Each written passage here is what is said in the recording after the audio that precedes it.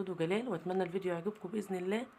ما تنسوش اللايك يا حبايب قلبي. النهارده هنعمل مع بعض حاجه جميله جدا من الحاجات الشرقيه بتاعتنا اللي بنعملها دايما في رمضان.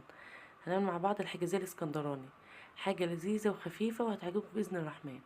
انا هنا جايبه معايا كوبايتين دقيق وعليهم كوبايتين سميد ناعم، ومعايا نص كوبايه سكر ونص كوبايه زيت وكوبايه ميه دافيه. هنا حوالي عن معلقه خميره، انت ممكن تحطي خميره بيره او خميره فوريه، مفيش اي مشكله.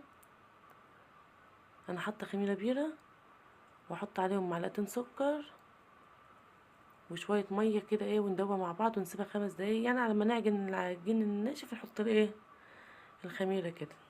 نلف في كل المكونات الاول بعدين نحط عليهم الخميره